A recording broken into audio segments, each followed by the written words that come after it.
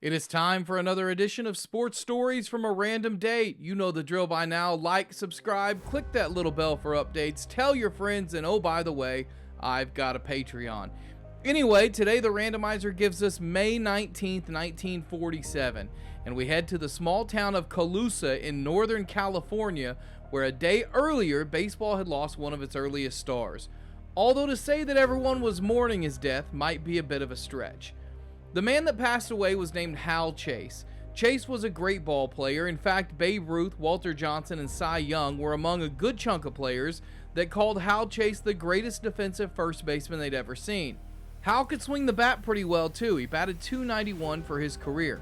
But Hal Chase, or Prince Hal as he was nicknamed, was most known for being one of, if not the most corrupt player in baseball history. Hal's story started in 1883 when he was born in Los Gatos, California.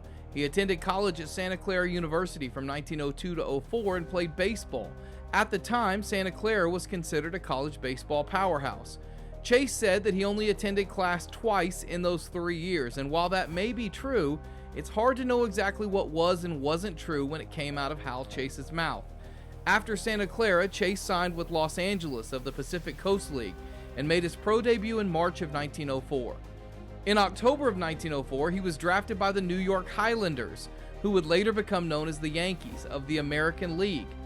This deal broke the gentleman's agreement that the American League, part of what was then known as organized baseball, wouldn't poach players from the Pacific Coast League.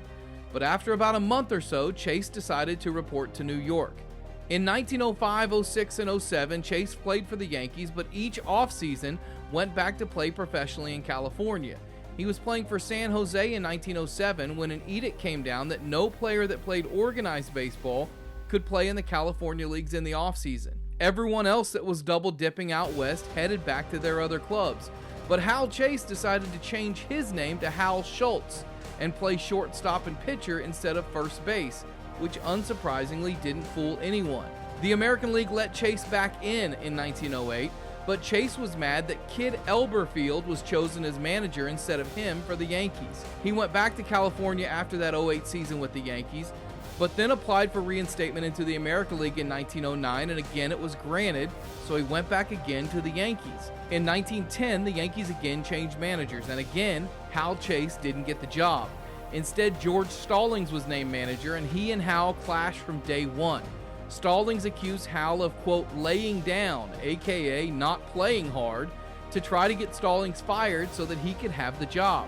Stallings then took the accusations even further, accusing Chase of throwing a game against St. Louis.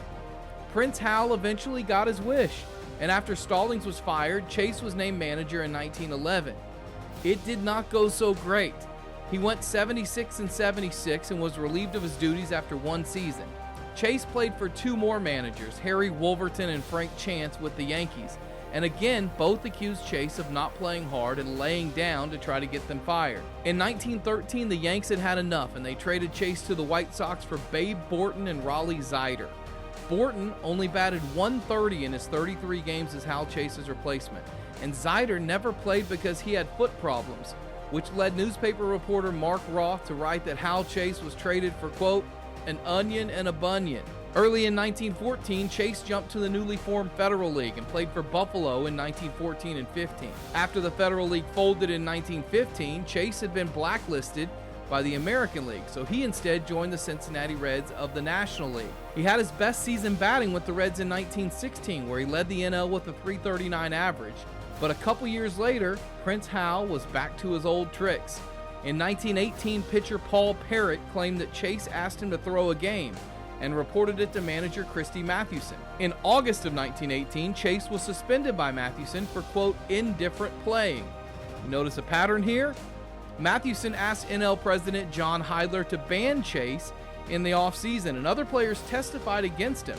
But Parrott wasn't there, and Mathewson by then was in France serving after the conclusion of World War I. New York Giants manager John McGraw was there, though, and he actually vouched for Chase.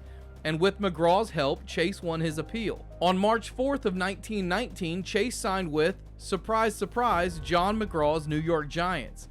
But in a wonderful twist of fate, the Giants hired an assistant coach that same exact day, a guy by the name of Christy Mathewson. Chase wasn't invited back to the Giants in 1920, and his fate was sealed when he was implicated by another player, Lee McGee, as being involved in game fixing. Prince Hal went back to the Pacific Coast League, but that didn't last long either. Chase was banned from all PCL ballparks in 1920 after trying to bribe Salt Lake City pitcher Spider Baum before a game. And of course, Hal Chase was wrapped up in the greatest baseball gambling scandal ever. About a year after the fact, Rube Benton testified that Chase had knowledge that the White Sox were throwing the 1919 World Series, and that Hal had made $40,000 betting on the White Sox to lose.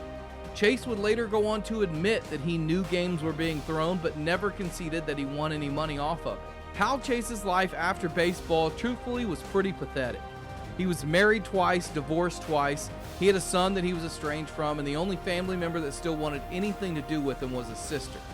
His brother-in-law disliked him so much that when his sister invited Chase to live with them on their farm, he built Hal his own cabin, and Chase wasn't allowed in their house.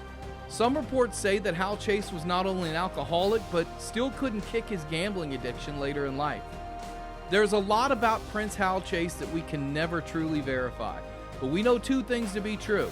He was a great ball player, and he was a really bad guy. And on May 18, 1947, Prince Hal died in Colusa, California. And that's what they were talking about in the papers on May 19, 1947.